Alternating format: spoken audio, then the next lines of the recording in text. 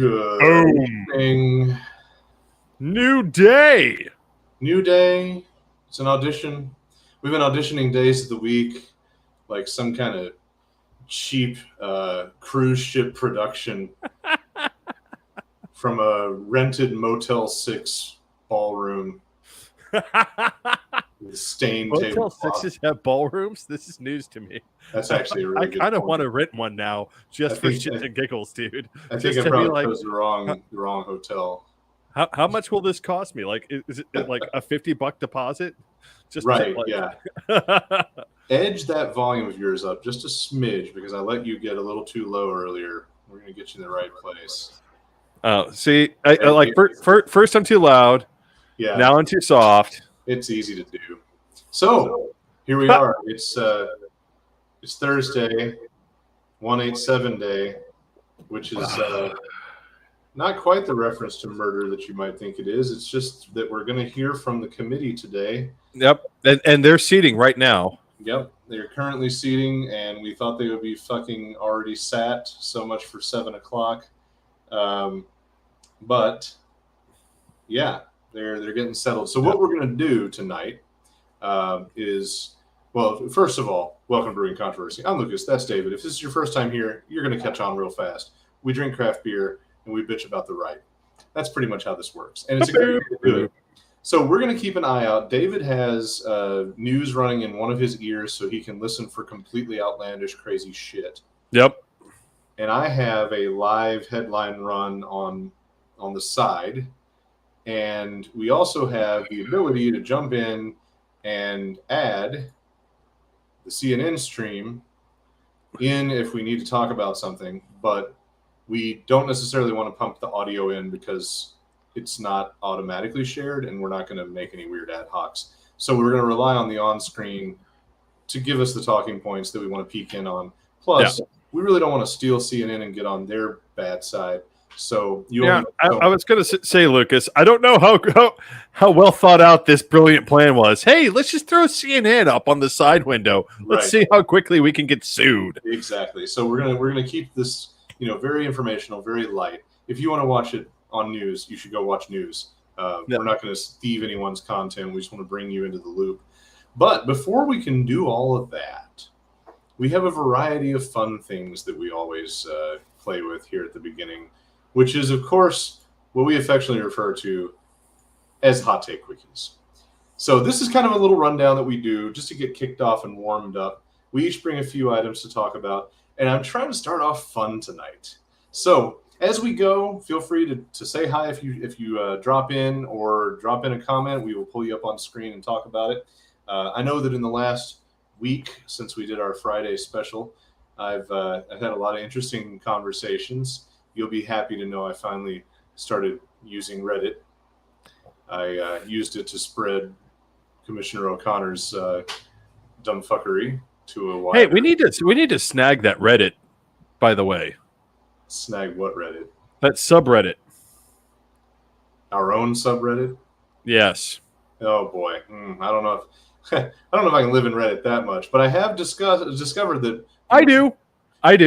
Much of what I encounter is like-minded. I don't know where the conservatives are on Reddit. I've only found a couple of people. Oh, they're in the Donald. They're in our conservative. They're in our like. The thing is, they get run out of most places, and they like to hide in their own little corners, where they rapidly kick folks out for saying anything. Here's the thing: they're so determined to defend their turf that if anyone says anything against them on their turf, they just ban them from the sub. Which, I mean, ironically, people on Reddit can get pretty defensive about their Reddits. I mean, I'm banned from the Ukrainian subreddit for talking shit about the Azov Brigade. I can see it. I've encountered a couple of basement dwelling sideline shit talkers. Ironically, I'm also banned from late stage capitalism for talking shit about Venezuela. Anyway, so to start with a little something fun, my first hot take is one of my favorite things about Nashville that I actually miss. I miss it from participating in it, and I miss it from reading it, but I got it delivered to my inbox today. And that is that the annual Nashville Scene You Are So Nashville If list has come out. And I went through the list today. I had a little lunch break at a brewery, which we'll discuss in our beer breaks. But I went through the list today, and I picked some favorites that I thought would be entertaining for either my beloved co-host David or those who tune in to entertain. And I want to run that list down real quick. So the winner of this year's You're So Nashville, and remember, it's the leading phrase, you are so Nashville if, and then you plug in. You've been on the dark web trying to solicit trash pickup, which is from Logan Elliott. Website. Read all about the winning entry. It's true. My favorite, which we posted on the page earlier today, is You're So Nashville If. It's easier to move a football stadium 100 yards than a football. Yeah. Yeah, that has a special stank on it, and I appreciated it so much. I know, right? Sick burn. So here are a few of the others. Your church has the best cult documentary. CMA Fest should be renamed January 6th, the musical. You check your Zillow estimate every day to see if you can afford to move to a blue state yet. You got gerrymandered out of entering this contest. Oh, I'm in that category. Jesus. Here's one for the locals. You were conceived, born, married, and buried at West End Chili's. This is one of my faves. You can remember when the only coyotes within the city limits were at Y107. Is that one too old for you? That one might even be too old for you. That one's too old for me. So it's all right, Grandpa. It's all right. Yeah. So the river 107.5 used to be called Y107, and there was a DJ, Coyote McLeod, that was the main DJ. I was like in like second grade, first grade. He was every bit the like WKRP style, old school, big hair radio DJ guy. That's the best part. They also had a mascot called the Tukey Bird. Like they would use it for prizes. Every time you heard the Tukey Bird, Tukey. You had to call in for shit. It was the 80s, man. No, I strike that. I wasn't even in second grade. I was still in kindergarten. I mean, he was still around. In the early 90s, he migrated somewhere else to another station or something. And then they changed the format, of course. You're So Nashville, you really hope there aren't any cherry trees on the site of the new Titans Stadium. Oh. That's one of my favorite. I mean, I'm still mad about that one. They did us wrong on that one. They did us wrong. You weren't even the one with the Japanese pop culture event that had been doing so much to try to embrace said cherry trees and only to have them chopped down for the NFL. Right. You know, it's just a matter of time. We went Washington all over downtown with those fucking cherry trees. Jesus. Yeah, they did. Yep. Sold out, a la Mayor Briley. One of my many gripes. You know, it's just a matter of time until you can buy a Nashville hot chicken goo-goo cluster. Which I'm not sure if that's a bad idea. I don't think it's a bad idea at all. I think you call it hot chicken and waffles, and you make that fucker taste like hot chicken and waffles. No, we already have hot chicken and waffles, but I'm saying like Nashville hot chicken and chocolate. Oh, yeah. That sounds... I think it could work out. You literally fell off the wagon on Broadway. You're a junior software developer with 2 Grammys. You've survived floods, bombs, guns, tornadoes, and a literal plague, but not this housing market. Nope. You hold the door for all the single moms you evict. Well, you know what that's about. I don't know if I know the whole story. I just think it sounds wonderful. Riverside.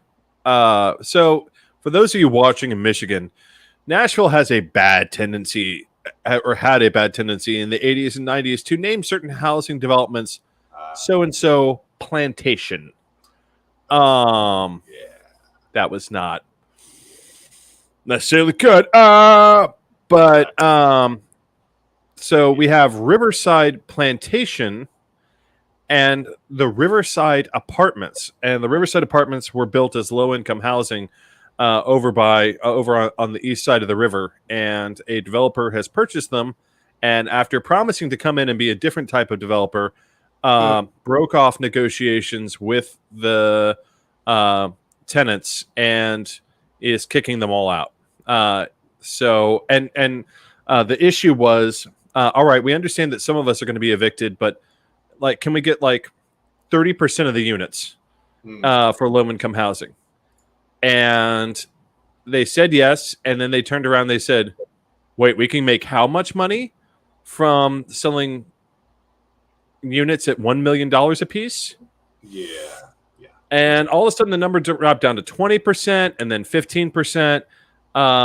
So it's gone bad. It's gone very bad in that situation. It was home to a lot of single mothers, a lot of people who were depending on housing, and now it's being it's not even being properly torn down. Right. In true Nashville fashion, in order to avoid new construction fees, they are quote unquote renovating, which means that they will tear down everything except for one wall. Of course. On each of those buildings and then rebuild them around that one wall. And because the prison-like architecture of the projects from the 60s is exactly the kind of thing that you would want to historically preserve. Olivia's here, says, me listening to this and realizing I'm not remotely Nashville at all. Though you can be gone for a while and have nothing to do with a lot of these, and that's probably where a lot of us might sit. Next up, You're So Nashville. This is for you, David. If yelling at Preds games is part of your mental health routine. Damn straight. And I pointed out to Lucas before the show, also Nashville Soccer Club, which, by the way, I'm looking at you, Nashville Soccer Club. If I ever see that performance like you had against Charlotte ever again, I swear to God, Soccer Moses will come down on the field and smite the lot of you for that sort of shit. You got hosed. You got hosed on that penalty kick, but you should 4-0. 4-1 is not acceptable. 4-1 is not acceptable, gentlemen. I'm almost glad I'm not there for this particular sports craze. You're So Nashville. If your church has a merchandise stand, if you've ever wondered if the Vern graffiti is a grassroots tribute to Ernest P. Worrell, God rest his soul. If the turn signal is in your mind. And that one was submitted by my man Jason Marsden, who is a frequenter of the Comic-Con scene, Nashville resident. You may be familiar with a member of his family named James Marsden, which you've seen in multiple films. Jason, not for nothing, but in multiple films as well. It's cool to see him. He submitted several of these, actually. Or not these, but several in the list. You're So Nashville. If the only thing reliably collecting trash in this town are the pedal taverns. Oh. You're super excited about the comeback of South Street, and Steve Smith, never mind. Yeah, right. Oh, Jesus. Again, for those of you who aren't Nashville, Steve Smith is a owner. What? Fuck trash. Sorry, Steve Smith is the owner of a great many downtown venues, and he is a somehow sentient mobile turd. Like he somehow, if a pile of Hitler's feces were to somehow coalesce and it's like develop language skills with a southern accent, it would be Steve Smith. Crossbred with a shaved ape and The Thing from The Thing. Rob's here. Hey, Rob. Good to see you. You're just in time because of California. Steve Smith regularly abuses his employees.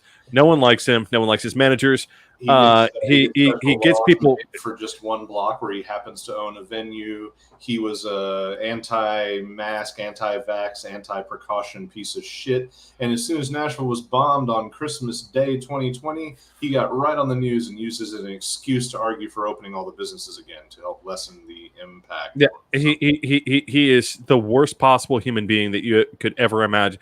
If you've ever watched a Christmas movie where there's some guy like literally trying to kick orphans out onto the street on Christmas Eve, it's Steve Smith. That is Steve Smith. They work in his kitchen. Okay, so back to the list. You were so Nashville if you fondly remember the nervous terror of waiting in line to order at Joey's House of Pizza.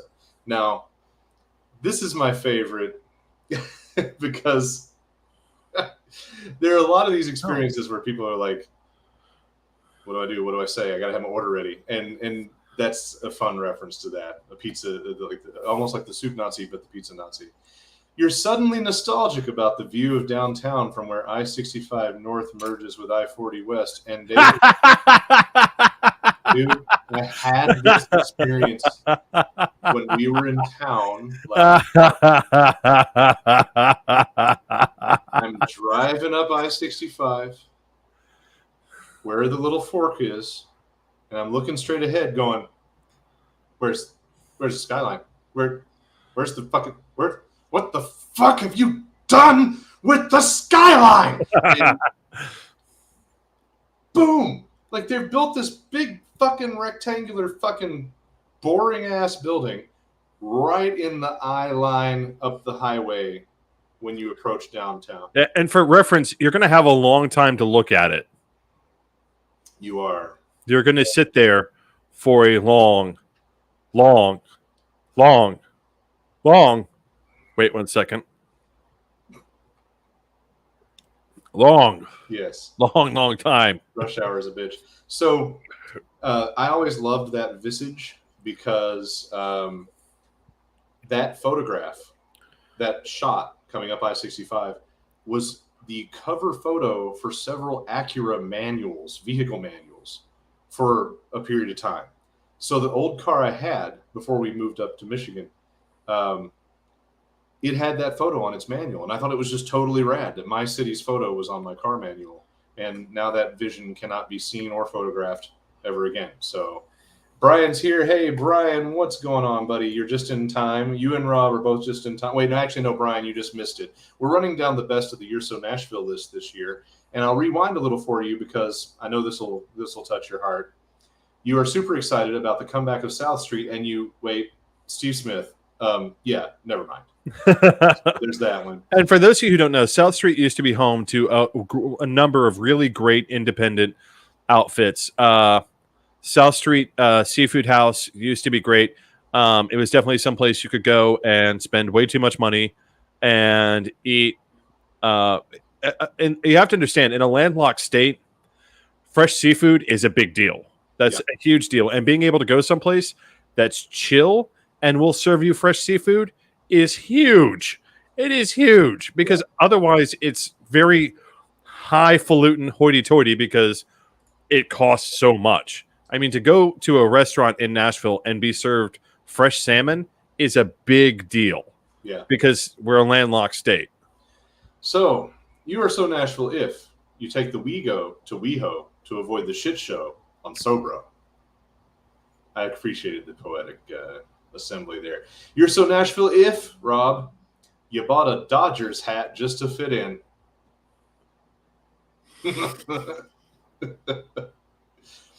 You list your home in Columbia as downtown Nashville adjacent.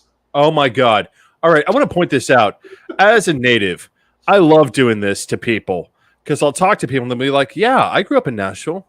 And I'll turn around and say, oh, cool. What neighborhood? And they're like,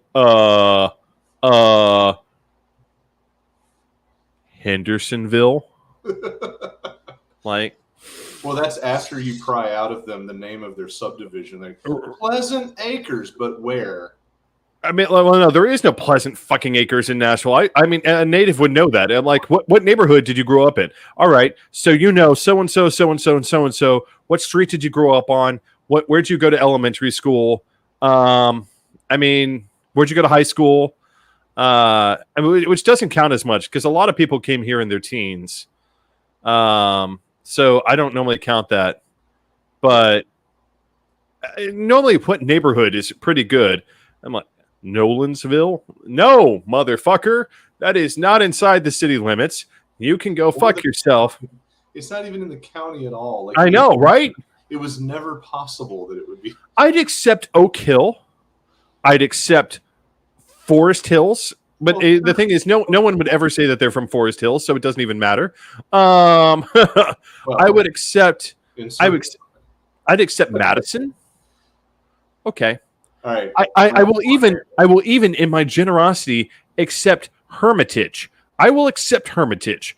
I shouldn't but I am a merciful man who will accept Hermitage as a valid answer. Apparently Rob lived on Central Pike. Yeah, see, Central Pike is fine, right? Well, some of it's not Nashville, but for this hot take quickies that's not quick. No, we are not being quick. You wonder where in the Sam Hill Miss Cheap is when we need her most. And I thought that was the best to conclude with because it's the most economic commentary. All right, so now we need to move on with the rest of the hot take quickies. I've got two that I want to talk about. You talked about some very amusing Russian propaganda with me earlier this week. Oh, that was great.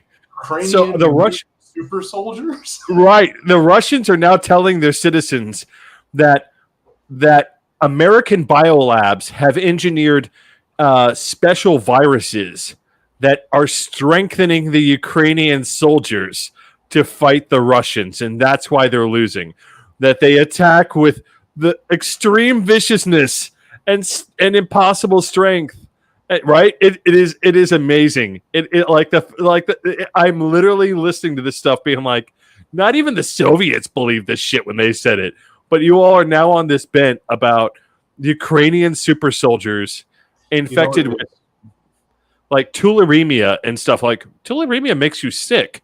They binge watched the new season of Stranger Things. Right? All the Russian shit got to their head. Captain Ukraine. Rob, I love it. Captain Ukraine. Yes. You know what? This might have to be a Photoshop project for sometime in the next few days for me. I got to go find myself a Captain America. Change it all out. Just a boring ass shield that's half blue, half yellow. Just a line in the middle. Little sunflower in his hair. Oh yeah, absolutely. A big U instead of a big A. Instead of the wings, it's just two little sunflowers, and a big U. Yeah, or just a big fucking sunflower. Who knows? Yeah, there we go.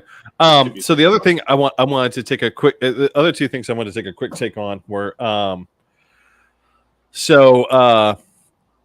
This week we had more instances of gun violence in America.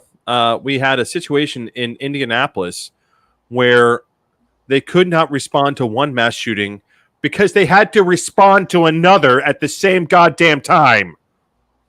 Unfortunately, the one in the mall is going to be waved around for the next 20 years by the jack-offs with their good guy with a gun theory. And I guess if you've got to have a good guy with a gun, then this portly, got a lucky shot fellow is great and shit, but not. At least it was a handgun and not a fucking rifle. I can at least kind of get behind the idea of handguns as personal protection. Yeah. So I mean, at least he was trained and he did the thing. The argument still exists that there's nothing wrong with requiring everybody to be trained and registering what everybody has. So, none of this bullshit with a good guy with a gun precludes said good guys with all the paperwork, tracking, registration, and retraining. Yeah, Brian's right. Even a blind squirrel is going to shoot a bad guy in the back of the head every now and then. And unfortunately, here's the thing. It's a target-rich environment for guys wielding AR-15s trying to kill people. It's target-rich. They're falling out of the trees, guys. They're everywhere. It's easier to buy a gun than it is for women to have reproductive rights or to vote in the United States. It's just not. No. Eventually, a good guy with a gun is going to pop one of them, and in the meantime, there'll be 10 more mass shootings. Which brings me to my next quick hot take, because we're running out of hot take time, and I promised I was going to do these two things. We skipped over this a couple of weeks ago because we just simply didn't have the time, and I felt offended by that because it was important and it needed to be talked about because it's that horrific. So a couple of weeks ago, Albuquerque police went to go serve a warrant for what, mind you? Was it for a massive drug kingpin? No. Was it for a mass murderer? No. Was it for a violent crime of any kind? No. Burglary. That's right. They went to go serve a warrant for burglary on a house. Right. And here's where the fuck up begins. They go to the wrong house, number one. Because that's policing in the U.S. They don't try and talk anyone out of the house. They just break down the door and toss in flashbangs. The flashbangs. The motherfucker they were looking for, I think he was there, but it's like not even his place or something. Like he was out with some people. Yeah, I mean, it totally brought this war to entirely uninvolved people. Yeah, it was like a full blown SWAT team and all sorts of tactical and just this gigantic overreaction. Oh yeah, for burglary, not a violent crime, burglary, not armed robbery, burglary. Well, property crime is the most important thing, David, right next to, the drug war and way above women, way above. Well, we're going to get to that here in a second. But what they managed to do is set the house on fire because they didn't actually try and get anyone out of the house or talk anyone out. A 14-year-old boy who had no involvement at all with any of these crimes burned to death in that house.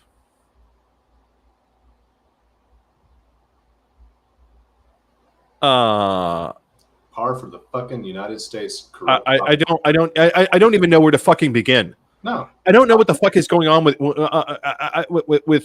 the southwestern fucking cops who are determined to restart the fucking range wars, or I don't like, dude. The Comanche are not coming. I don't know what to tell you. The war with the cartels, that's down south. El Paso is one of the safest cities in the goddamn United States. Right across from one of the most violent, because El Paso is doing it right.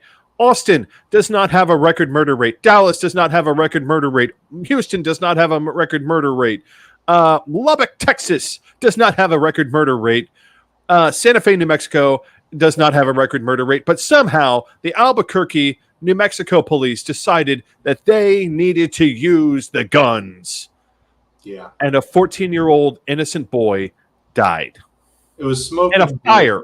And a fucking fire. No, but it was smoke inhalation, which is, I don't know if it's better, but it is what it is. Well, I don't think it like when you die of smoke inhalation in a house fire, it's pretty fucking gruesome.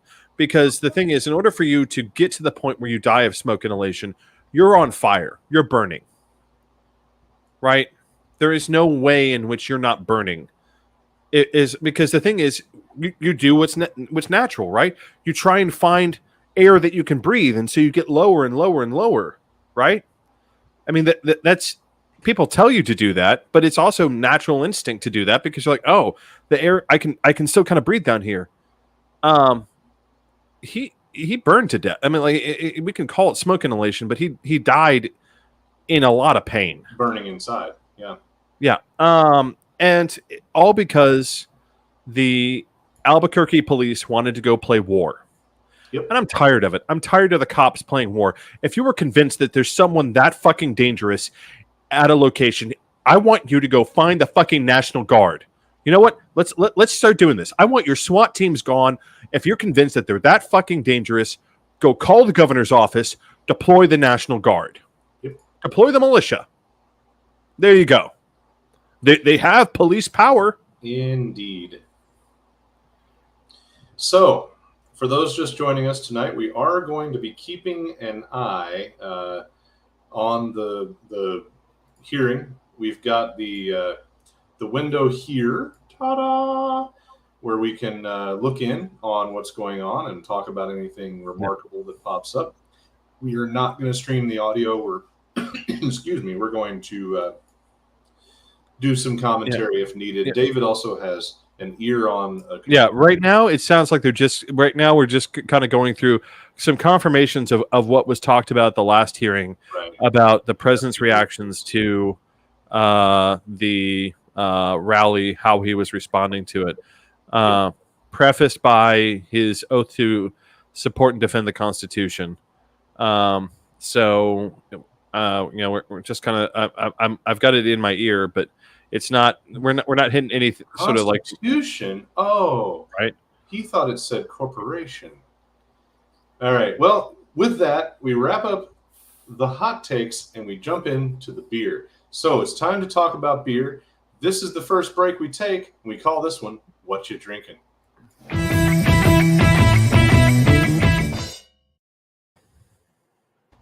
Who's going first on this one, David? Which one? Do you want to talk about your first one? I will, because it's special. It's different.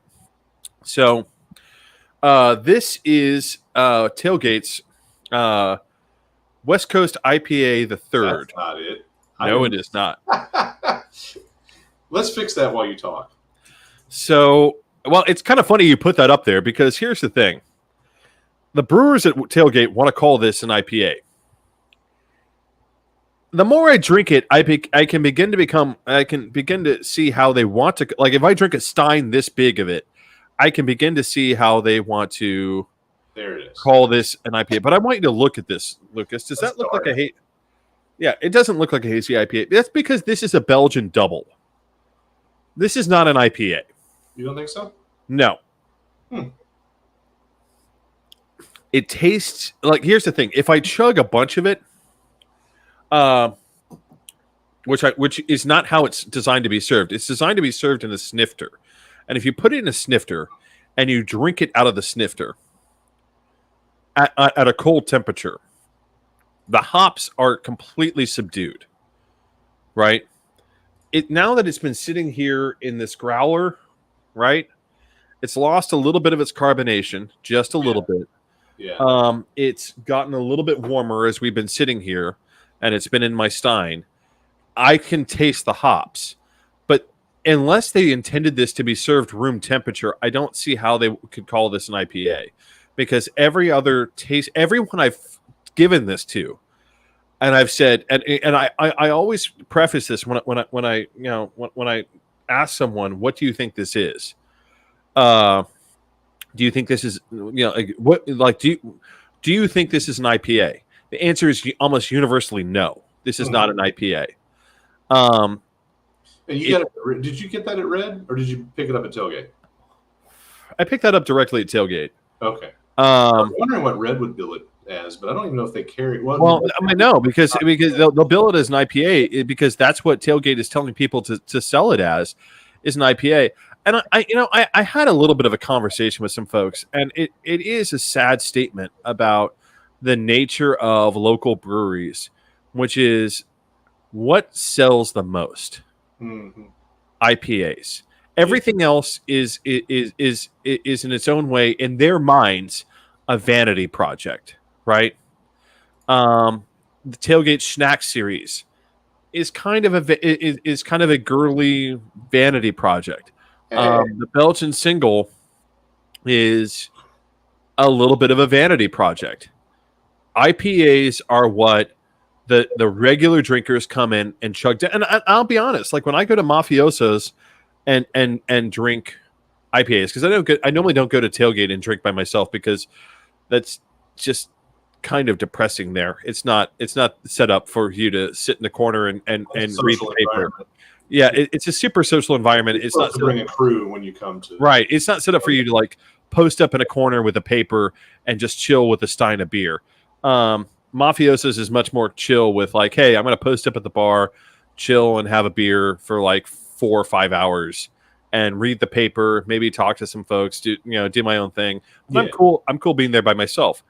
But so like whenever I go to tailgate, I'm always either taking away cans or a growler, because otherwise it's just sad. But I mean, when you serve this cold, it is very much a Belgian double. Now, I will say this: now that it's warmed up a little and the carbonation has gone down, is it coming out a little? It's coming out. It's tasting more like a hazy IPA. But when you serve it cold and fresh out of the tap, man, this is. And in my scrambled, it's a radical. I mean, I've never seen a beer react this radically to temperature. Because this is incredible. Between now I'm tasting a hazy IPA. Now that it's being served at room temperature, if I serve this cold, it's a Belgian double, without question. In the description, I forgot about the triple in the description. We beers in before we do the show, but you had to click save, and somebody did not click save, so had to pinch hit that one. Just as a quick update, former National Security Advisor Pottinger is currently testifying in the J6 prime time hearing. And then there was an anonymous recorded testimony. Yeah. And, they are reinforcing that the White House was aware of weapons in the crowd, which is important to painting the picture of the coup. Like I said, they're talking about a lot of stuff that they talked about last hearing. Olivia's got a beer tonight. Rare occasion having a beer during the show. Party Jam, Blood Orange by Hermit Thrush, Battleboro, Vermont. This sounds good. Maybe next week. That sounds like the most redneck place, like the most redneck Yankee place I could think of. Yeah. Kettle soured wild yeast ale with blood oranges, delightfully citrusy and summery. That sounds very good. I wonder if I should look around and see if I can pick that up. I'm going to be in New Hampshire starting Sunday through Thursday next week. So I'll be up in the New England area. I'm going to definitely pick up some beer. I'm also going to be honest. Hermit Thrush sounds like something you need antibiotics for. Good God.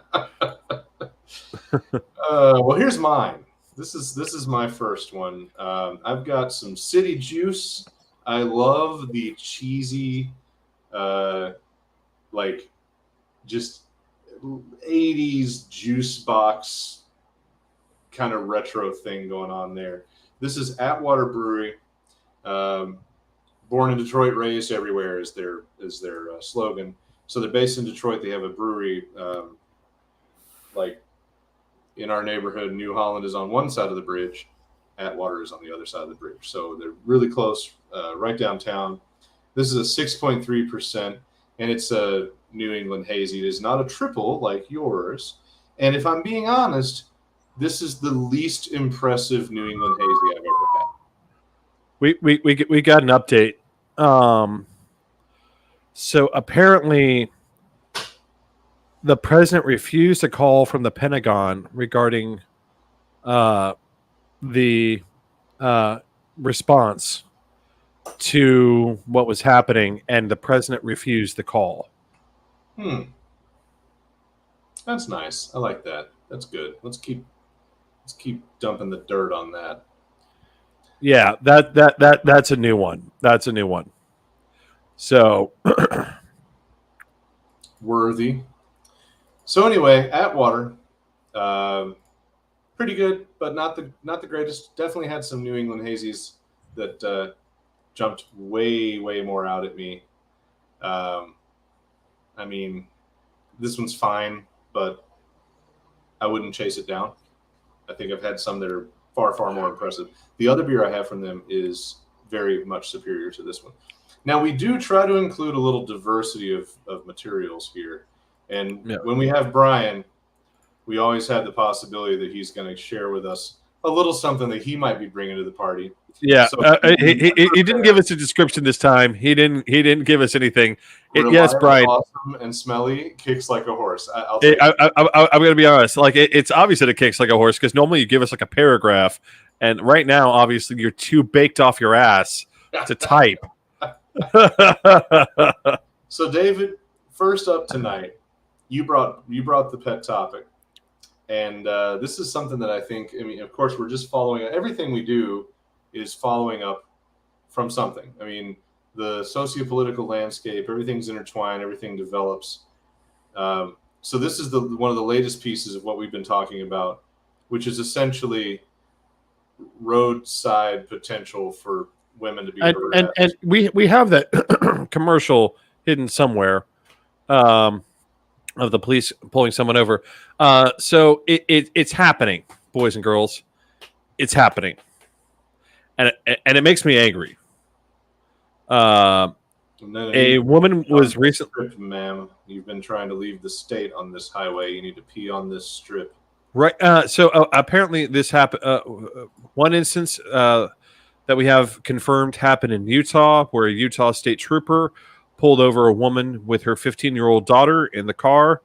They asked them where they were going, which, first of all, as a police officer, if a cop asks me where the fuck I'm going, I'm more than happy to say your mom's house. I have no problem being like, I'm going to go bang your mom. Right? White privilege.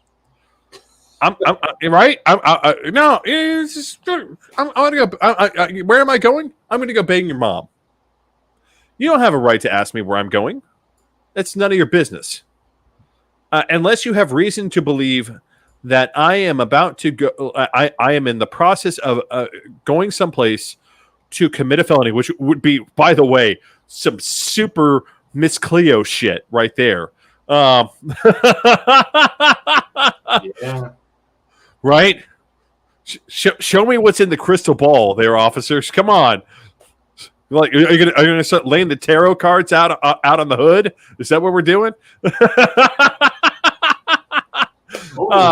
Fetus card. Now I have to right. I mean, how do you know how do you know that I'm going any place to do anything wrong? Unless there's very clear evidence, like, oh, I have a Confederate flag and I'm driving towards a Black Lives Matter rally or something. Like, okay, that like the rally's right in front of you. You have a giant Confederate flag on the back of your car. Oh wait, but this is the cops, so they won't actually stop that. I'm sorry. Maybe if I had a Black Lives Matter flag on my car and was driving towards a Nazi rally, yeah, then they'd stop me. Yeah, that works. Then they'd stop me. You must intervene, right? So they stopped this woman and her 15-year-old daughter, who they were going to a gymnastics competition in Indiana, and they decided to cross-country drive it, which makes sense. Airfare is expensive. Flights are a bit wonky. Gas is expensive, but I mean, if you've got a fuel-efficient vehicle, you do you. If you're willing to sit in the car that long, I mean, I'm sitting here with a herniated disc from chucking kegs around. I wouldn't necessarily do that because I would be in agonizing pain. Sure. But the freedom of movement we enjoy, right, should be normal. Freedom of movement. So, then they decided to quiz her. Why are you going to Indiana with your 15-year-old daughter? Now, I want to there's context to this, which is obviously the 10-year-old girl who was viciously and horrifically raped in Ohio, who had to flee her own state. Yep. Ironically, while all the Republicans called her a liar, and they called her a liar. They said it was made up. It wasn't made up. There have been arrests. They tried to say the doctor who performed the abortion did so illegally. She did not. And now she's suing for defamation, which is... Oh, yeah. And she should, because those DAs deserve to go to fucking prison. Yeah, she needs to... This was already in the news. So they asked, why are you taking your 15-year-old daughter to Indiana? And then they made that the purpose of the stop, right, in Utah. They made it the purpose of the stop to ask and quiz why this mother was driving her daughter to Indiana. with the implication of you're taking your daughter to have an abortion, and therefore that makes this stop legal. Mm-hmm. It gets better. An Australian woman. This is literally like, we've been making the Handmaid's Tale analogies, and some of you fucking right-wing twats out there want to talk about how we're exaggerating. This is precisely a checkpoint right the fuck out of the Handmaid's Tale. Oh, no, it gets better because then we have better checkpoints. An Australian woman was entering the United States, and they decided to start quizzing her about whether or not she was pregnant. Now, I want to point out, Australia has legalized abortion. There is no prohibition on abortion in Australia. But where did she enter? LA. That's a weird flex. You'd think LA. Well, but it's border security. These are See, yeah. If you're looking for a Nazi in federal law enforcement, you're more than likely to find them and Border Patrol. At ICE and the rest of them. Yeah, those guys, because they really enjoy locking up and throwing out brown people, anyone they think is a liberal, anyone. I mean, these guys are Nazis, are us with a badge. Contributing to not saving brown kids, that too. All right. So she shows up, and they begin quizzing her about whether or not she's pregnant. Now, the justification that they gave was that, well, she was working in the U.S. without an appropriate permit. She's been working in the U.S. for years on a freelance status as a reporter. By the way, all that is usually covered under immigration law with her visa, right? She had the appropriate visa to work freelance work. She was not working as a regular employee. She is allowed to enter the country, freelance report, and then move on. Why? Because she's a member of the press. That was the justification that they gave. But the problem is, I mean, who the fuck would come here for abortion services? First of all, it doesn't have to make sense, because then they did the same thing to a woman from Hong Kong, which, I mean, for fuck's sake, it's China. They actually encourage abortion. And then they tried to say, well, we did it to discourage her having an anchor baby. Well, was she 9 months pregnant and getting on the plane? No. Was she applying for a 90-day tourist visa? No.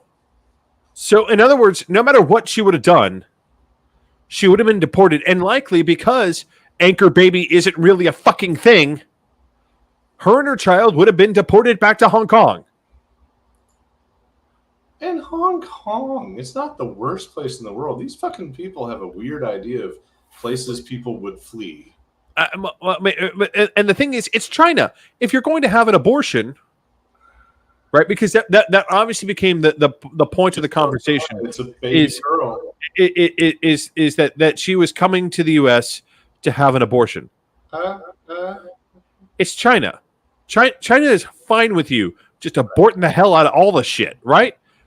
I mean, they practically required it. So it's getting worse and worse. Alabama is currently proposing a law to enable state troopers to pull women over based purely on the suspicion. Which I want to point out: how does a state trooper suspect that a woman is leaving the state to have an abortion? I really want some fucking clarification on that. Like if they're riding behind any mistake they made, right? Like if they veer slightly onto one of the lines on the highway, or right, it's suspicion that you're leaving the state for an abortion. And it really begins to come into focus with this proposal in North Carolina, which is just so fucking obvious. They even the Republicans had to get it off the ballot, get it off the books before it got all the way, which was, if you suspect a woman is going to have an abortion, you have the right to preemptively kill her. Oh, that's nice. Well, because here's the fucking logic, right? Because this is where it gets fucking insane. So she's pregnant. And she wants to leave the state of North Carolina to go have an abortion. So I'm going to kill her and the baby. Because obviously the baby can't survive outside of her. So I'm going to kill her.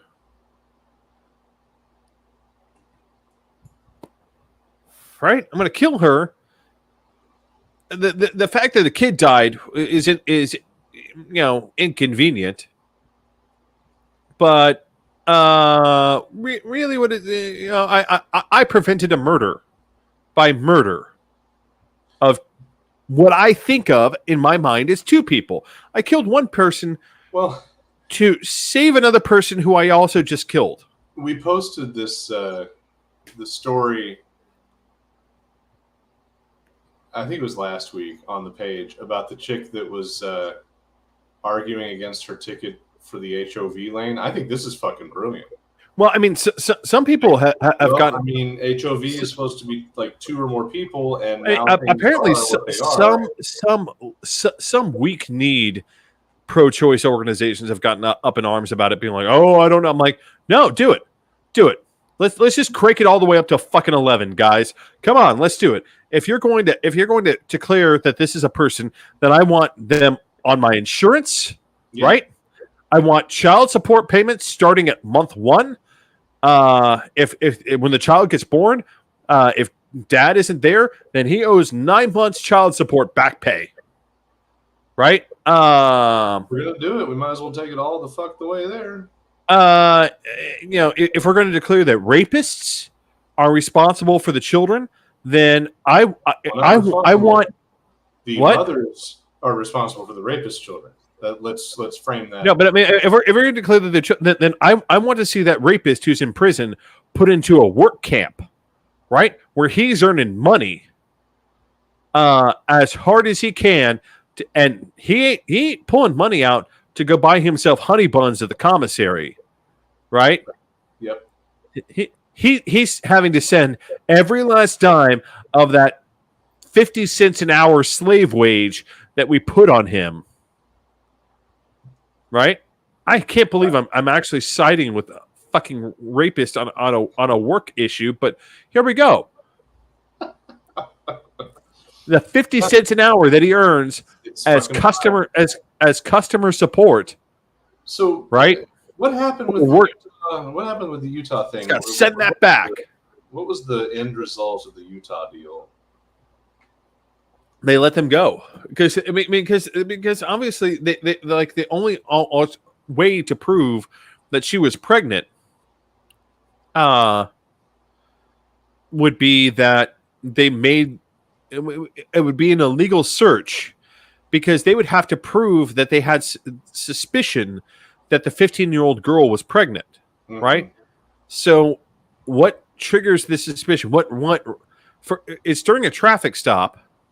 So you're allowed to search the car. You aren't allowed to search the person. So they would have to go get a judge to sign off and say, listen, we have by the preponderance of evidence, we have a reasonable suspicion that this child, that 15-year-old girl is pregnant. So we need her to go to a hospital and take a pregnancy test. They would have to do this with a judge for now, but we're just one shade away from roadside pregnancy testing. Oh yeah, they're going to make him piss on sticks on the side of the road. They're going and I'm going to be honest. The sort of state cops who are going to be attracted to that thing. Yeah. I you know what? These are the sorts of guys who are like, yeah, I want to sit there and watch while your 12, 13, 14, 15, 10-year-old girl has to take off her pants and piss on a stick on the side of the road. Those are the sorts of guys they're going to get. You sure do pee nice. Can you do it again? Thank you, ma'am. That's the fucking Cletus and Bubba fucking reflective goddamn sunglasses. Right? It's going to be it's going to happen. It's going to be the Rat Screw Indiana Sheriff's Department sitting there.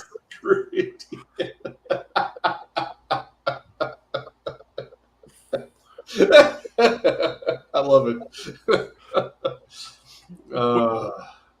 Actually, I meant to say rat screw Louisiana, but Indiana works just as well.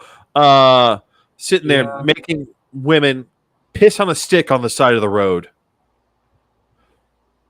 Oh, and I'll bet you, just like the drug tests, they'll always come up positive.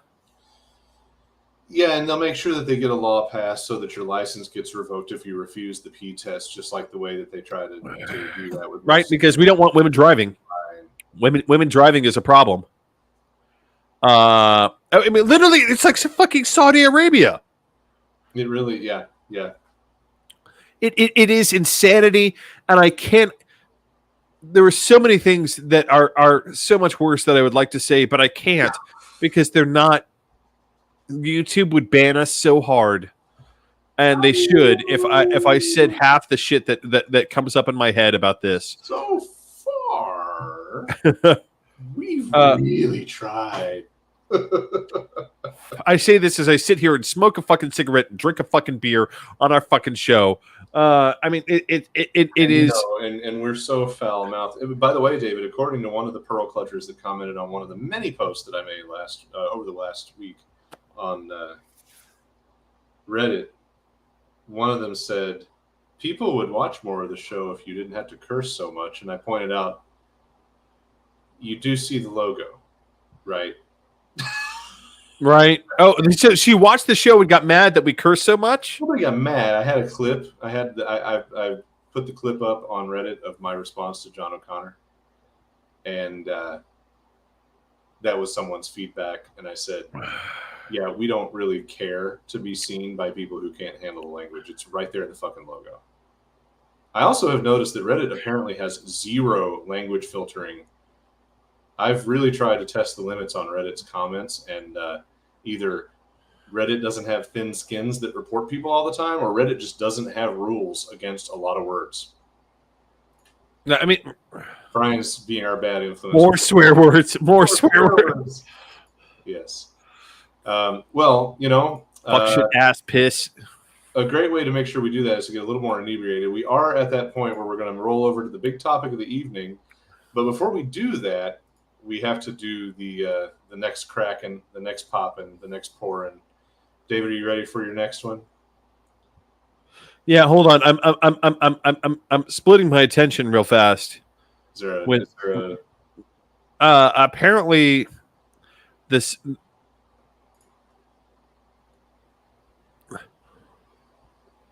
national security chat log. That's nice. Yeah. So the latest hit on the live feed lineup is they were talking to Cifaloni about pushing against the or having the president speak against the riot.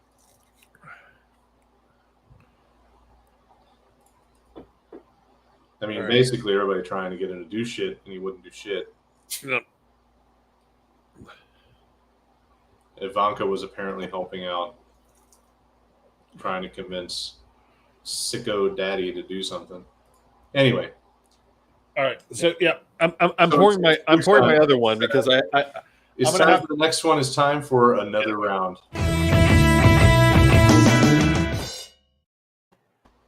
All right, David, are you going first still? You go first because I've got this head apparently to combat. Oh Jesus, that's a record maybe. Anyway, yeah, all right. Well, I'm back to Atwater Brewing now. Before I talk about the beer, I want to talk about my lunch break. So I decided that I would go over to Atwater on my way out to grab a couple of things at the store, and I stopped in, had some lunch, and had a little flight. So this is my flight. I tried out the Hey Diddle Diddle, the Adios, the Pog that I'm about to talk about, and the Dirty Blonde. Now, Hey Diddle Diddle and Dirty Blonde are both wheats. I didn't love them. I don't mind saying that. The Adios is a barrel-aged, figgy, dark beer that I hopefully can get some of it and talk about it in greater detail. I obviously like that because I'm a sucker for barrel-aged. But Pog, I liked enough to grab it and bring it home. So this is the Pog-O-licious American IPA. So this is the cute little can. I do like the fact they have a lot of fun art going on. This sucker is 6.5, so it's not pegging the meter. Tropical IPA. Holy shit! This guy is. Let me see what the review is here. So we're talking fruitful taste of the islands. Refresh you down to your flip flops. Passion fruit, orange, guava. This IPA will have you saying aloha, which I'm sure will resonate well with Brian watching the show. So I really enjoyed this one.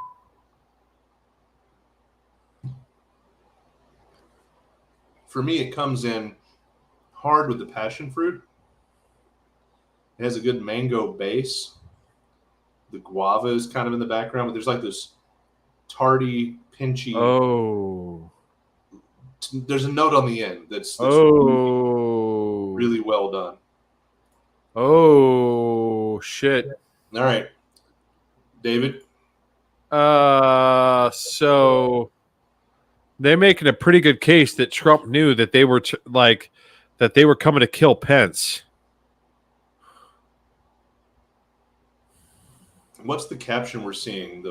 I keep hearing that Mike Pence is screwed us. Right now, apparently, like the Secret Service was ready to like fucking grease the crowd, and apparently there were apparently, I as far as I can tell from some of these conversations, like there were Secret Service agents getting ready to say goodbye to their families, like going down in a blaze of glory. That would have been welcome, in my opinion. Wow.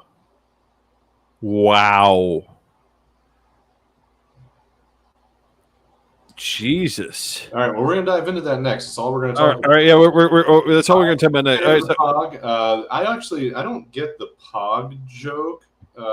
It might be because I'm not cool like Brian and didn't live in Hawaii. So Brian, you can feel free to explain that one. Fuck your high cost of living and functional state government. All right.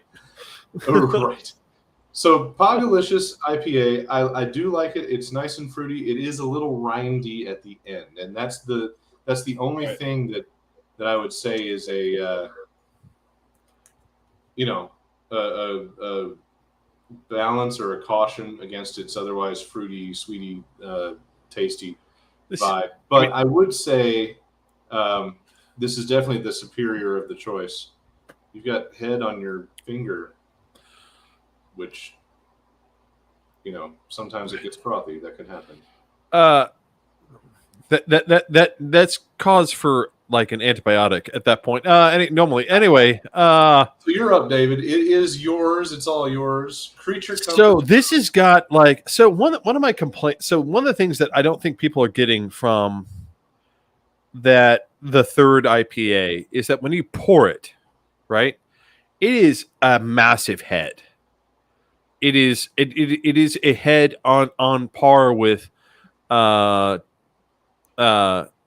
Golden Drac or any other Belgian, right? Which is another reason why I'm like constantly like it's a Belgian double. Now, apparently, when I let it sit and let it burn off some of its carbonation and come to room temperature, it tastes like a hazy IPA, which I'm honestly shocked by. But when you pour it straight from the tap, it's a bitch. It's a bitch and a half. You have to constantly fight the level of carbonation in the beer. And I've watched bartenders have to fight it again and again and again. This, on the other hand, like even at room temperature, is giving me massive fucking head, and it's solid, right? Like that's why I did the whole fucking thing, because it's not going away. It is like staying with that head. You forgot to tell the barista no whip. Right. By the way, Brian has cleared up the Pog thing. Pog is a really popular drink in Hawaii, so that is what the Atwater Pogalicious was named for. So Creature Comforts. Where the hell is Creature Comforts? I have no fucking clue. But this is the. I mean, man, I don't know what it's got to be the high temps out here because right now it's 94 degrees. I'm fighting the heat up here in my office, and I had this at Georgia. I had this at fresh out of the tap when they poured it, and it had a much crisper, cleaner. It's got to be the heat, and I've seen this happen before when the heat gets to a beer and it's just consistent heat. It can behave a lot differently. When I had this straight out of the tap on Monday, when I put it in the growler, this had a much cleaner, piney flavor. And now that I'm drinking this now, this is also like I feel like that when you're at this level of heat, we're at everything apparently turns into a hazy because that's mosaic and crystal hops in there. Is that coming through? Yeah, well, because again, well, here's the deal. Like it's one of my arguments against mosaic, and also, here's the deal. I love Amarillo hops. I love Amarillo hops to death. But as I was explaining to someone else the other day, the problem with Amarillo hops is if you put Amarillo hops in something, it doesn't matter how much Amarillo hops you put in it, it's going to taste like Amarillo hops. There's a reason you use Cascadia hops. There's a reason you do this. There's even 7 rows, right? 7 rows, I can back off 7 rows. I can add more 7 rows later. I'm not locked in, right? Once I hop it. Right.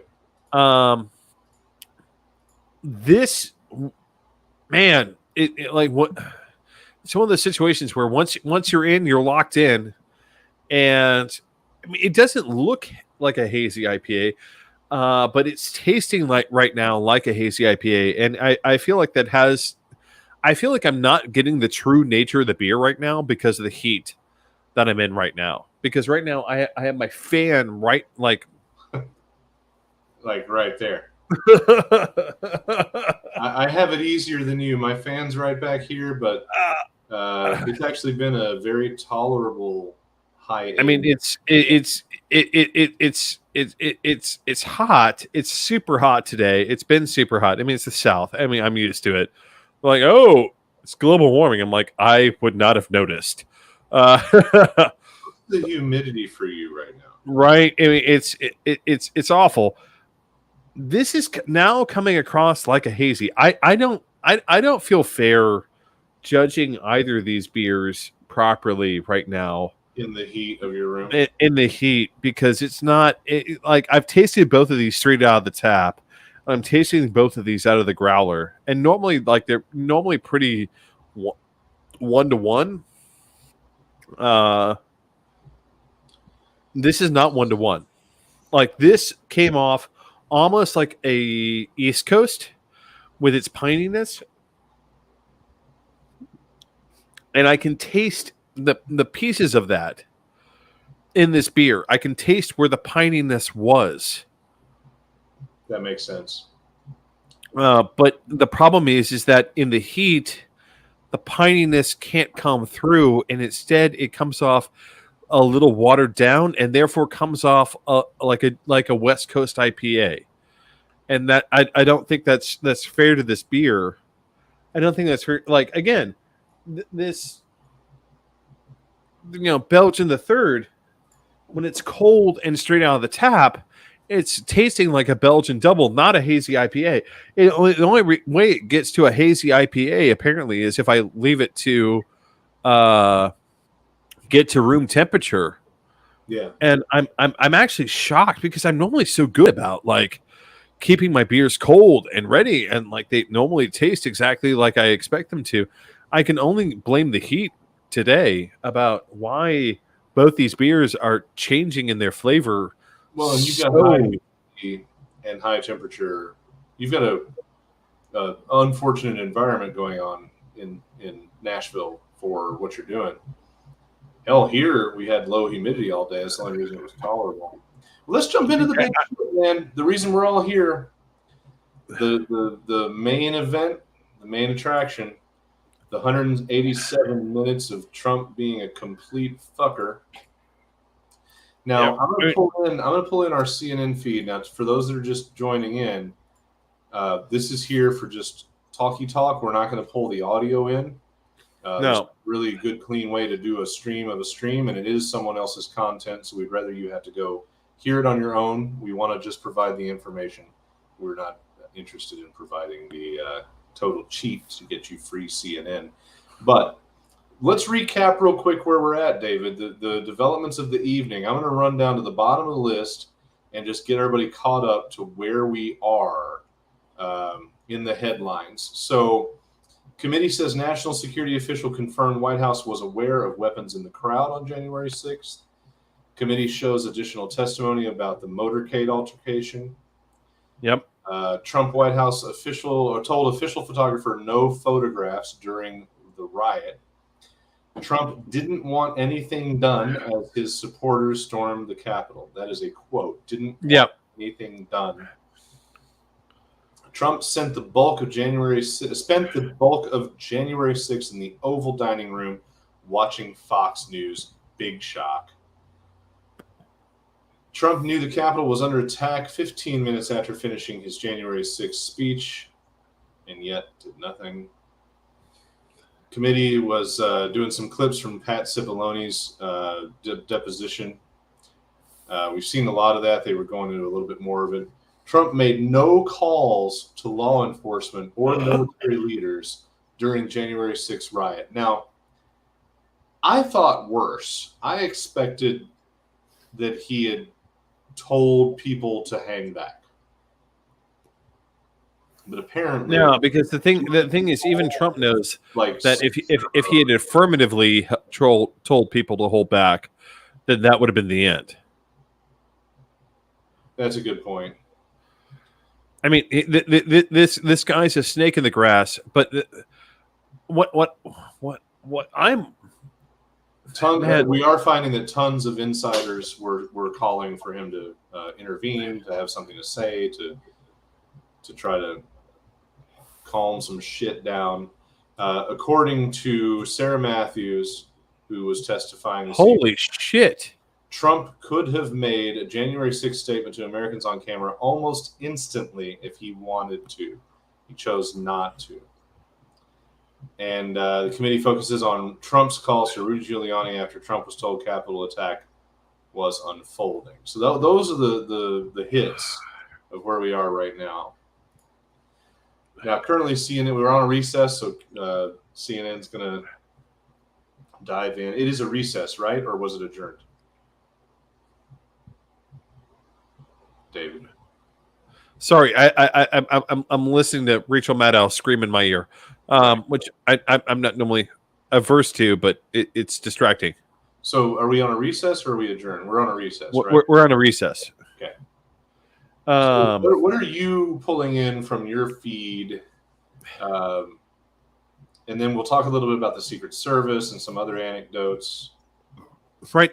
So right now, what the picture that's being painted right now, that I'm seeing being painted, is like a lot of people were screaming at Trump to do something, and he actively refused. It's not just a matter of passively refused. I think the picture that they're trying to paint, and that I'm starting to see, is one in which he actively refused to do anything. Right? He actively refused to stop the mob, even though he knew things were going on. He actively refused when he knew that they were trying to kill Vice President Pence. He actively refused to do anything to stop the violence at the Capitol. And he was trying his best to avoid it, I guess, in his own mind, because this is the only thing that's left in with Trump and how it's working, in his own mind of, if I can create enough chaos. I mean, literally, I feel like Trump is the kind of guy who watched Game of Thrones and took all the wrong lessons from it. Which is Littlefinger's speech. I always remember, like when I think of Trump and I think of January 6th, I always think of Littlefinger's speech of chaos is a ladder you can climb. Yeah. It really is the whole MO of MAGA world. And break a bunch of shit and you can maybe climb the rubble. And I feel like he looked at this situation and said, if Mike Pence dies, Mike Pence dies.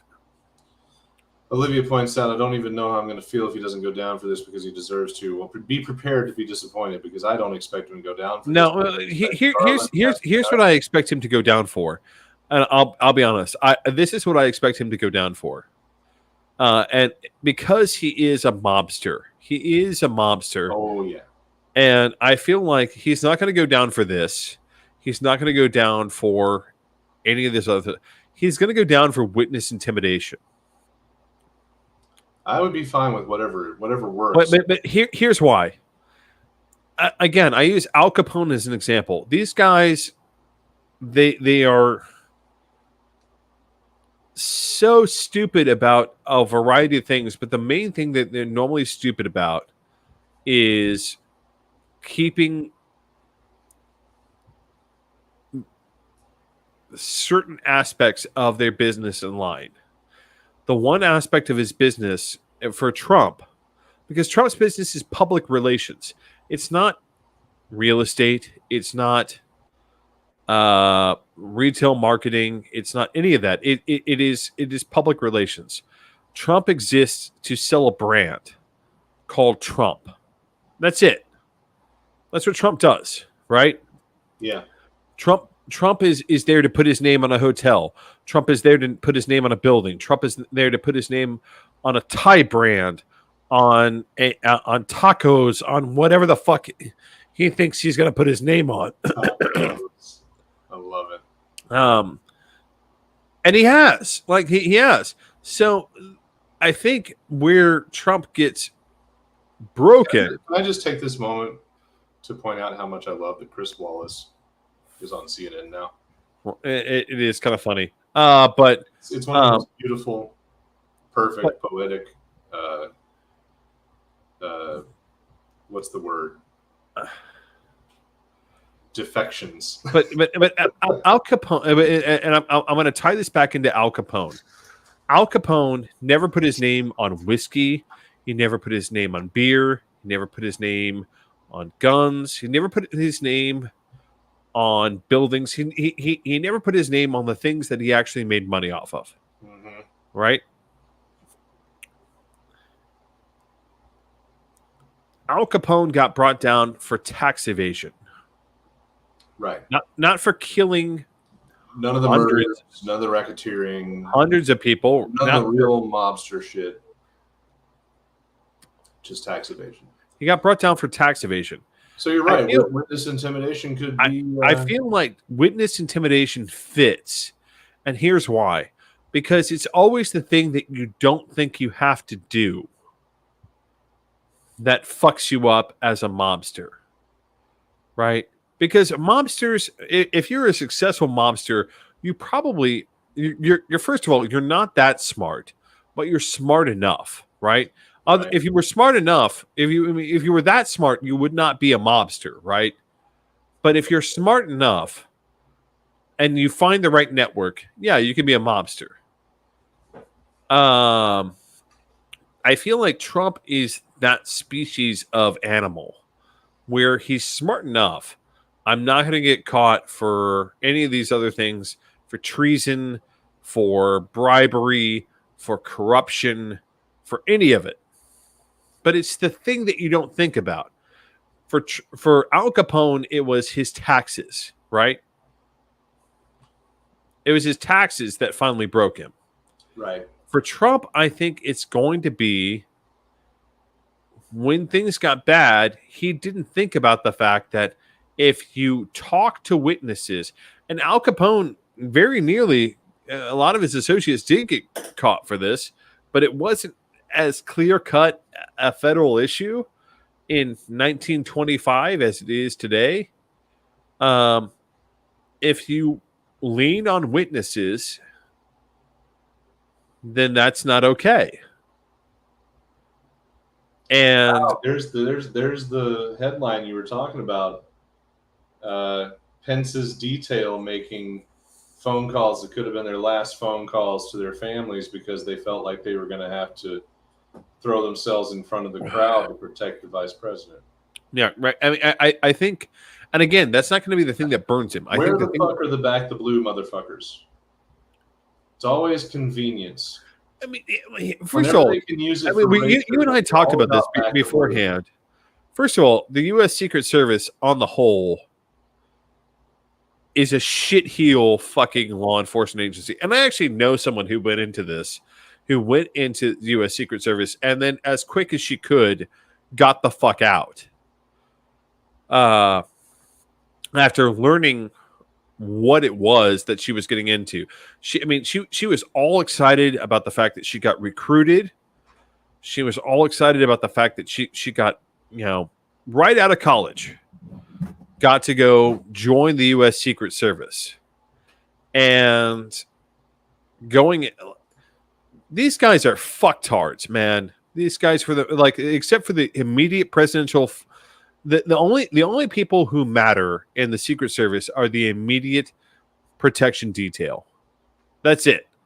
If you are assigned to protect the president and you're on the president, you probably aren't a worthless, skin wrapped piece of shit.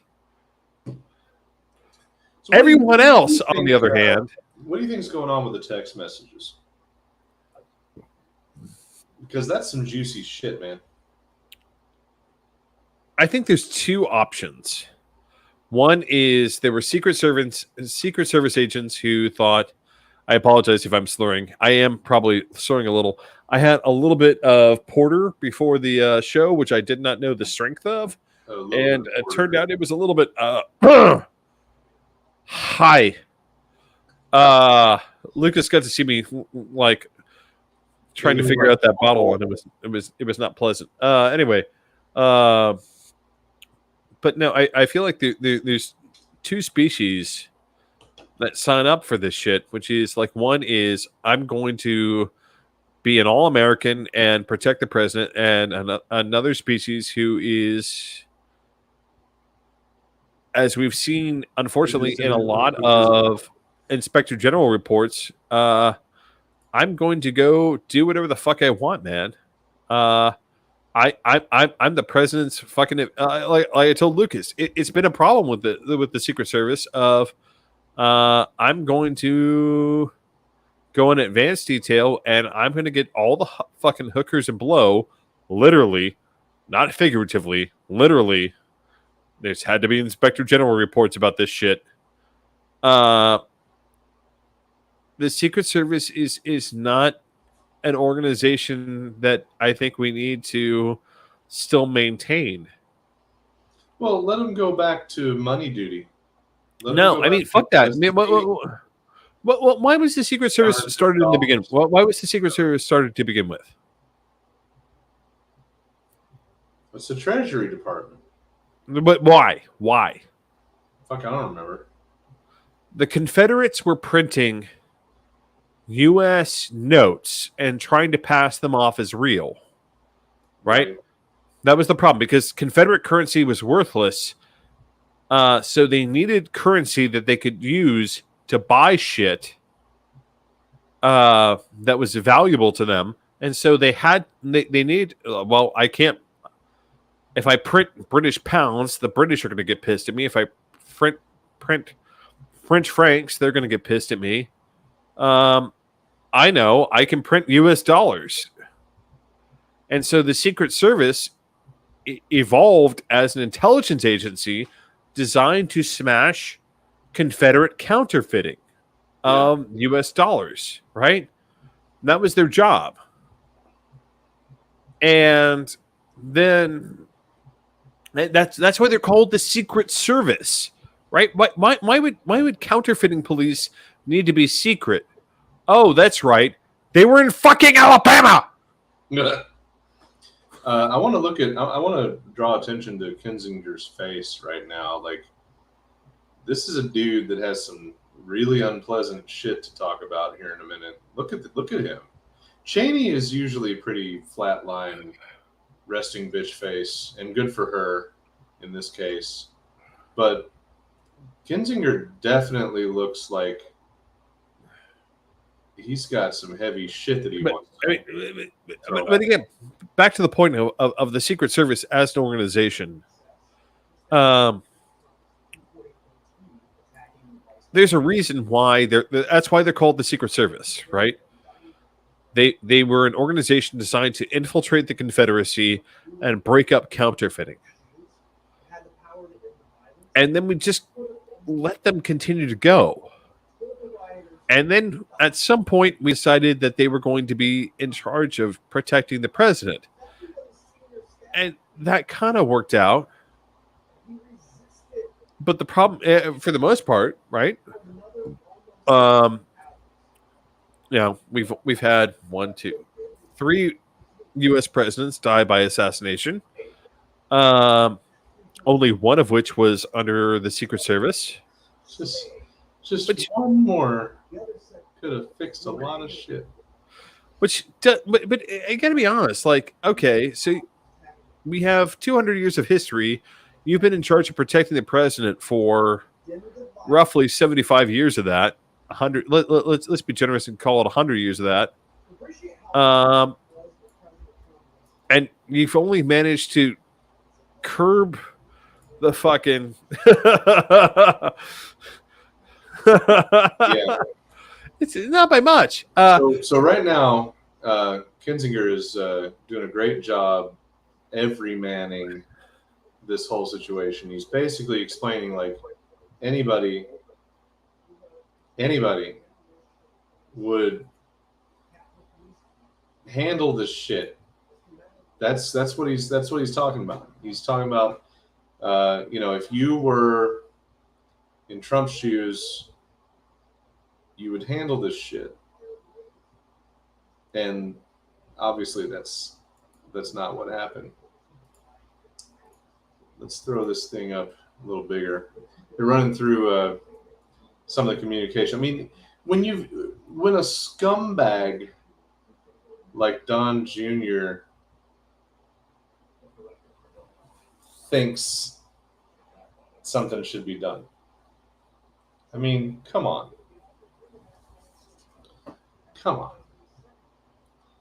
Anyway, to catch people up, here's where we were before the break from the committee.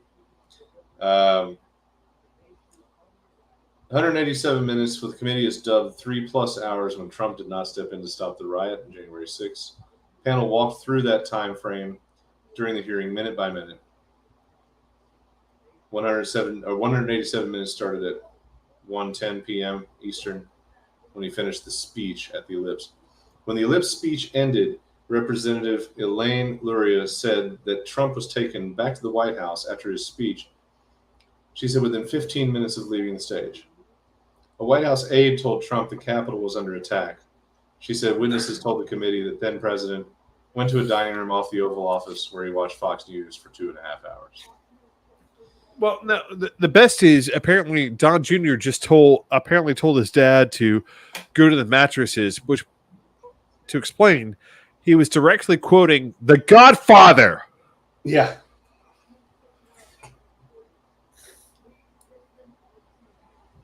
Yeah. Trump's access to press, Matthews testified that it would have taken probably less than 60 seconds for Trump to walk to the press briefing room to make a statement and end the violence.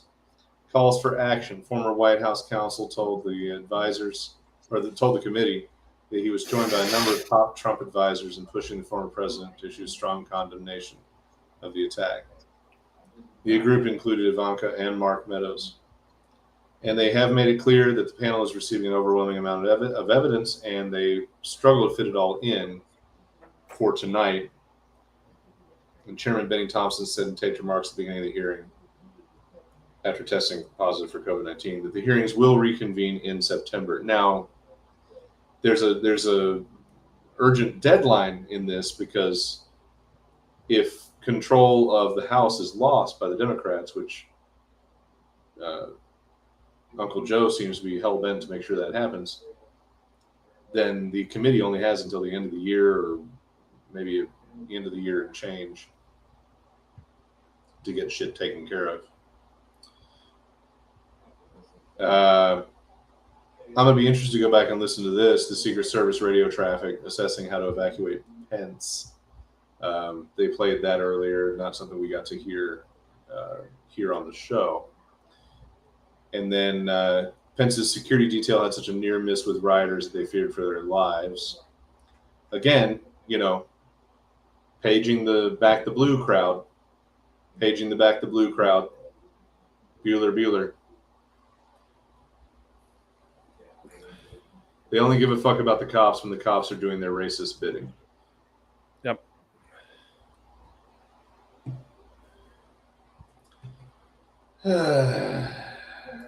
So, what do you think happened to the text messages, David? You've established the general well-dressed shit deal culture. I think they tried to delete them. Secret Service. I think they honestly tried to delete them mostly because the Secret Service has a history of not behaving like a proper federal law enforcement organization. They have a history. Here's the thing. The FBI has veins in it that are GQP or not at all. The U.S. Marshals, to a small extent, has a vein in there about GQP or not at all. The DEA has a massive vein in it about. You think it's a minority of GQP in the U.S. Marshals? I do. The biggest. No. The U.S. Marshals, I would argue, has the least, simply because of the witness protection program. Okay. You have to keep your mouth shut. You don't know shit. You don't. And when other law enforcement agencies come to ask you about, hey, you had this guy in your program. Yeah, I did. Well, where is he? I don't know. I have documentary evidence that says you do know where he is. That's nice. Can we just point out how much of a ridiculous damn shame it would have been for this country to fall to that collection of fucking rubes? Oh, well, thank you, Miley, for making it clear. Hoodie wearing trash. Well, I mean, fucking redneck hillbilly motherfuckers. I mean, here's the nice thing that gives me hope about this country, which is apparently is Star Trek flag. That person is what the fuck? No, that you know what that is? That's not Star Trek. You know what that is? That's Space Force. Maybe. No, that's Space Force. Maybe. That's Space Force. I'm looking it up. I don't know, man. It was rounded on the edges. Space Force is pointy. Straight. I actually know, Olivia, I actually know someone who's currently working for Space Force, and I have to regularly how to put it best? Moderate myself. There you go. From saying shit. I've found plenty of ways. We're talking about the same person we both know. I've found plenty of ways to make all the jokes and still be supportive of her fantastic career moves. I just always refer to it as how happy I am that she's found success in the wing of the Air Force that always should have just remained in the Air Force. Right?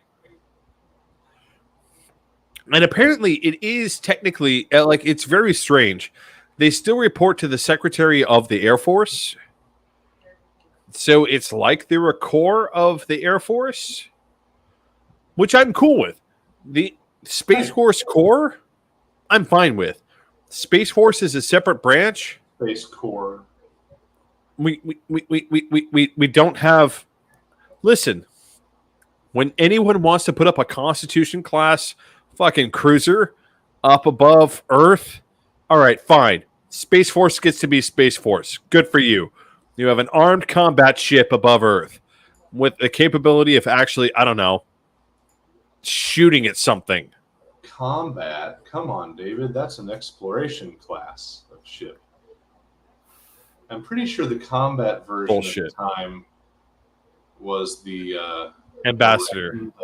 Miranda class. Oh, there is the Miranda class. Hijacked was a combat ship, I believe.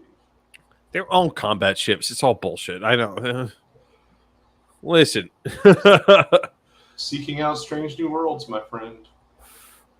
Heavily armed while doing so. Gentrifying one quadrant. Right? A space shuttle with a 50 cal. Pew, pew, pew, and knock off course. You know, if you haven't watched For All Mankind, which, by the way, is a great series. Apparently, it is phenomenal. It is absolutely phenomenal. They do have a whole thing about this space shuttle being turned into a warship. For those of you who aren't familiar with the series, it's about... so the reason we got to the moon before the Russians is they had an aborted launch 1 month before we did. And therefore, Apollo 11 was able to make it to the moon before the Russians. The entire series is the Russians didn't have to abort the launch, and they got to the moon before we did. It's unlike, and I want to be clear, like historically speaking, it's unlikely the Russians would have been able to get to the moon because it's unlikely the ship that they were trying to send would have made it, right? Because they hadn't done all the other cool shit that we'd done about testing, like how we can orbit the moon, how we can send ships to the moon and back. We did all this really nifty stuff that the Russians didn't do. The Russians were just intending to be like, oh, if we throw a rock hard enough, we'll hit the moon. And so it probably wouldn't have worked. But it's a series about, you know, if the Russians had beat us to the moon, what would that look like? And it's a very different space program all the way up through the 80s.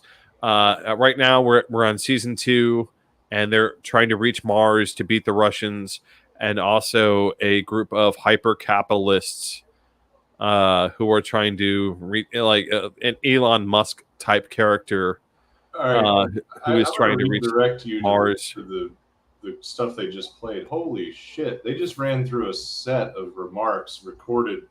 I don't know if they were phone tapped or not because we're not hearing the introductions, but a bunch of banter among the insurrectionists was just played. I mean, anything but a crowd on a tour is all I can tell you from what we just saw. Right. I mean, this is the problem that and honestly, apparently now for the first time, somewhere north of 50% of Americans think that we're headed towards civil war. From several recent polls, and I know we've talked about it before on this show. I am convinced at this point that that's what the Republicans are angling for. They're angling for a civil war. And I don't know that you're wrong. I still feel that there are a lot of routes to that not being out and out. No. There are a ton of routes, but I think what they see, again, these are people who reach for the lowest hanging fruit on a regular basis. Right. And I think that how many shitheels can we inspire to do crazy shit? Right. Well, it's not just that. It's also, if I'm constantly absorbed with the idea of short-term power, I'll Jefferson Davis your shit. Right? Right. I'll be president of your Confederacy. Why? Because I'm constantly convinced that somehow I'll come out ahead, even though everything says I won't. Mm-hmm. And it's a species of thought that I've seen in conservative business. It's a species of thought that I've seen in conservative politics, which is everything is screaming that you won't win a civil war. that the United States military will not side with you, that a majority of states likely will not side with you, that even if you're Governor Kristi Noem of South Dakota, it's very possible that your own soldiers will remove you for being a traitor to the United States and suppress any rebellion. You know, Abbott may have a chance. But I mean, generally speaking, these are people who are relying on some sort of mass insurgency, which does not constitute a majority of the population of the United States, and B, they're fucking morons. I mean, like these are literally the dumbest people in every single fucking room. You brought up that you can find. I mean, Elon Musk included. Like these, like, oh, well, we have all these brilliant industrialists on our side. These people did not get their position by being good at anything.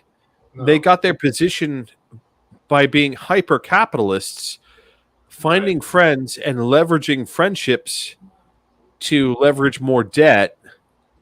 I mean, that's why Elon Musk is in trouble with Twitter, right? Because Elon Musk was going to sit there and leverage the debt that he incurred to buy Twitter, and then turning that around and leveraging it as more debt, or pardon me, leveraging the debt that he used to buy Tesla, and leveraging more debt to buy Twitter. It's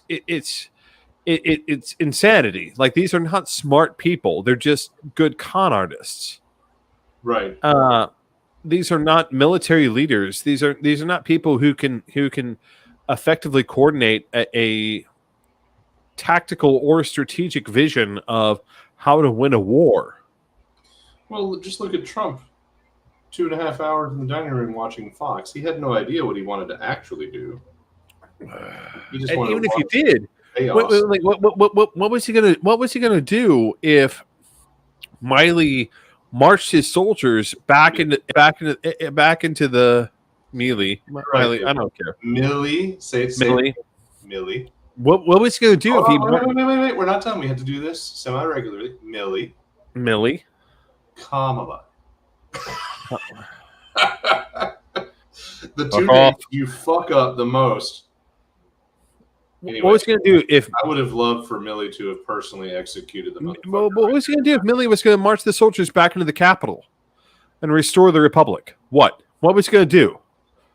He had like, this is a constant problem with conservatives, is it's 5 minutes ahead. That's the farthest they can constantly comprehend something.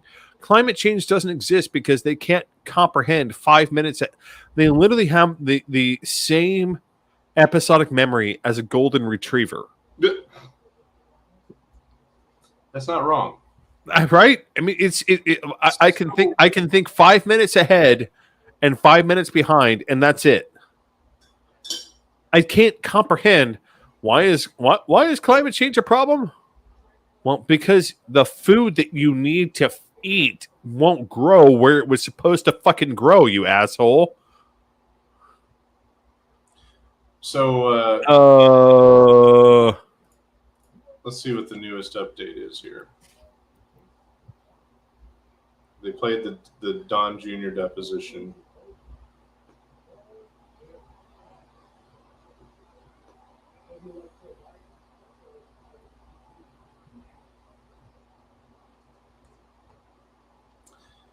Trump Jr. texted Meadows that his dad has got to condemn this shit ASAP. Don Jr. But not Eric. Not Eric. Of scumbag saying that this shit needs to be taken care of. Meadows told Trump that he agreed. Trump Jr. replied, "You know what? I to be honest, like, go to the mattresses on. They will try to fuck his entire legacy if this gets worse. And you know what? Yeah, we are. We're fucking his legacy. First of all, there is no legacy. Look at Junior. You look at Junior and his obvious cascade down the Bolivian marching powder hellhole that he's obviously been going down. and you wonder why he's been going down that road so hard. I think it's because he knows that whatever he has right now will be his daddy and I'm Eric are going to press it to the point where they start a civil war and he loses everything. Because honestly, like, again, if we hit that point, I will be right there with everyone else being like, anything the Trumps have touched is now public fucking property. Mm-hmm. Which, by the way, you put Trump's name on your fucking hotel, I'm sorry. The United States government, am seizing that, and I'm going to auction that the fuck off. Right? Assuming that it's anything more than a charred husk. I want to be more than a charred husk because where does Trump put his shit? He doesn't put his shit in bumfuck Iowa. He doesn't put his shit in middle of nowhere Indiana. No. Right? There's no reason to put a Trump property where amongst these feeble-minded morons who will back him in the Civil War. They are in major metropolitan. Like, there'll be no one there to defend them. We'll just seize them and auction them off, and then we'll have to do something about rural Indiana, about the entire fucking state of Kentucky. You really know about Indiana tonight. What did Indiana do to you again? Indiana exists.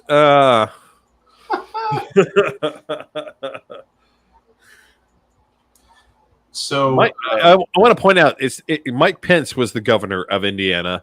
So if you're wondering what Indiana did to me, Mike Pence is a good answer right there. So here are some remarks that the piece of shit chose not to use. Did the president use any written remarks, or did he just go off the cuff? This was when he did the video. You're very special. Now go home. I'm going to turn this up a little so I can eavesdrop in on it.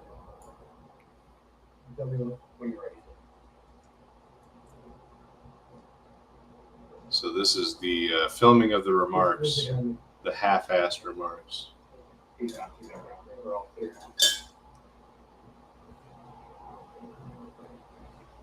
I know your pain. I know you're hurt.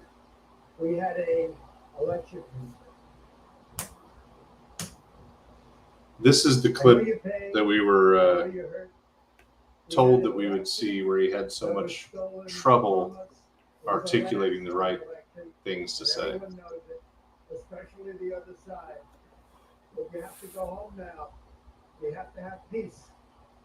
Again, the election was stolen from us. Again, he just keeps on repeating the fucking lie. Peace. We don't want anybody peace. It's a very tough period of time.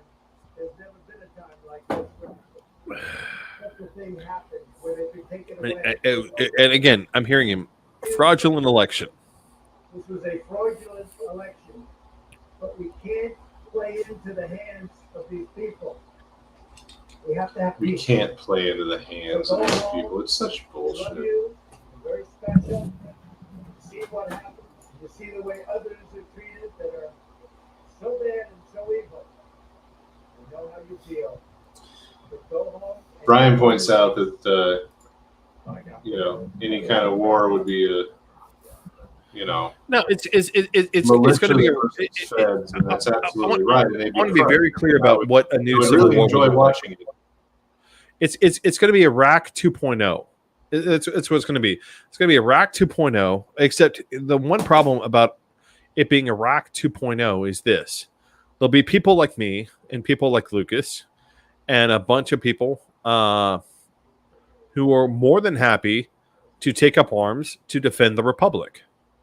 There were not a lot of people willing to defend the regime of Saddam Hussein. There were a decent number of people willing to fight for Muqtada al-Sadr and prove that he had political authority in Iraq. I mean, but that's what it's going to look like. It's going to look like people like me fighting, fucking Mount Juliet, right? And it's not going to be pretty. It's going to be fucking awful. But it's what they want. I think on a certain level, what the conservatives want on a certain level is they want to be punished. They want someone to come up and spank them because they're convinced no one will. Or they just really have such a need to find purpose in their fucking wretched, pointless existence that they're willing to just put themselves entirely on the line. No, that's not likely. Apparently, Cipollone has been suggesting this evening that Trump was the only person inside the White House opposed to further steps to condemn the violent crowd. But this is definitely a man that knew what he was trying to see happen. No, it's they want civil war.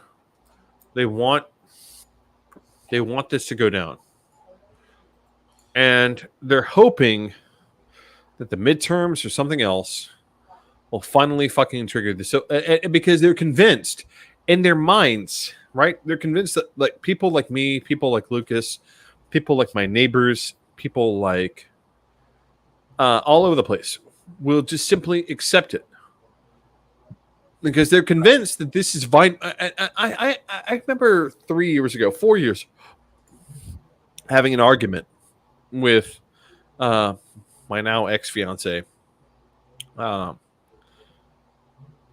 that about whether or not we were Weimar Germany. And I said, no, we aren't Weimar Germany because Weimar Germany only had 20 years of democracy under its belt, at most, if you want to be generous, before Hitler took over. We have 200 years of democracy. And a civil war that was fought and won to preserve the power of the central government. And I want to be very clear. A civil war that was fought and won by the central government to preserve and protect the power of that central government to extend and protect rights to more people. It wasn't the central government's right to oppress people. It wasn't the central government's right to take something away from people. It wasn't the central government's right to tax people more, right?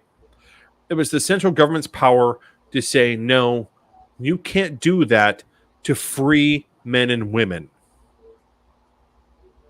right? We had a civil war over that. And the side that said the central government has the power to protect the rights of the people won. Right? That's as a country, that's our history. And we have a bunch of people who want to say we want to have a new civil war to strip the rights of gay men, lesbian women, of women to have the right to abortion, of everybody, of women, of giving women the right to travel. All of this is that tantrum that I always felt like we would see in our lifetime. Once Obama was elected, I knew in my lifetime I would see the final tantrum of the right-wing, white supremacist, racist pieces of shit. And I wasn't sure how it would play out. I absolutely didn't imagine it would play out in the ways. No, I mean, none of us imagined it would play out like this. But I mean, that's what they're pressing for. They're pressing for a new civil war. Trump wants a new civil war because Trump imagines that he's a new Jefferson Davis, who will somehow magically win. I don't even think if he had. I don't think he has. First of all, Trump doesn't know who Jefferson Davis was. Yeah, he doesn't have. I want to be very clear about that. Trump anything to understand that he's a megalomaniacal, narcissistic, fucking piece of shit of the worst kind. And you know, I hate to do this. I have to give Jefferson Davis credit, which is Jefferson Davis looked at the whole situation and like, I'm going to die.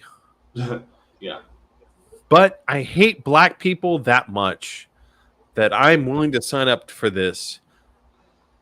Well, we're going to keep this going. Yeah, we apologize. We're going way over time. We're sorry. You know, for a fact that we will publish our snarks as needed to the page on Facebook. But for now, we're going to cut this one off. We're going to switch over and watch a little bit more of it. We encourage you to be watching, paying attention, reading all the things, hearing all the things, spreading them around to your friends and neighbors. It's the only way that we will insulate the fuck trash.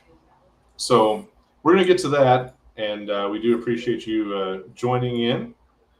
And with that, we wish you well with a good night, good evening, and good luck.